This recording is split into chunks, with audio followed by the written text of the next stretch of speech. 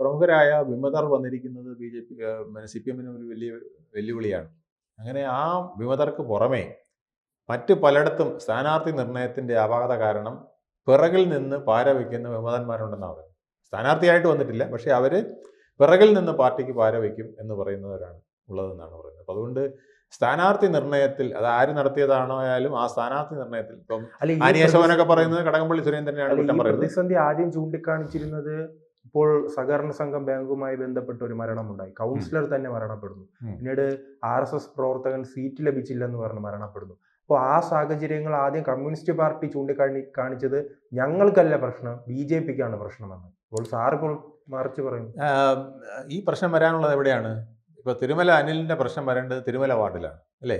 തിരുമല വാർഡിനെ സംബന്ധിച്ചിടത്തോളം അവിടുത്തെ ആൾക്കാർക്ക് പാർട്ടി BJP പാർട്ടി തന്നെ ഇതിനകം എല്ലാ കാര്യങ്ങളും വിശദീകരിച്ച് കൊടുത്തിട്ടുണ്ട്. അനിലിൻ്റെ സംഭവിച്ച കാര്യങ്ങൾ പക്ഷേ ഇനി അനിലിനെ സംബന്ധിച്ച് അവിടെ എന്തെങ്കിലും പ്രശ്നമുണ്ടെങ്കിലും ആ തിരുമല വാർഡിൽ ഒതുങ്ങി നിൽക്കുന്നതേ ഉള്ളൂ. അതിനപ്പുറം വേറൊരു വാർഡിലേക്ക് പോകുന്ന വിധത്തിലുള്ള ഒരു വിഷയവും അവിടെ വന്നിട്ടില്ല. ഇൻവെസ്റ്റേഴ്സൊക്കെ കൂടുതലുള്ളത് ആ പ്രദേശങ്ങളിലൊക്കെ ഉള്ളവരാണ്. കൂടുതൽ വാർത്തകളും വിശേഷങ്ങളും നിങ്ങളിലേക്ക് എത്താൻ ABC മലയാളം സബ്സ്ക്രൈബ് ചെയ്യുക, ബെൽ ബട്ടണും അമർത്തുക.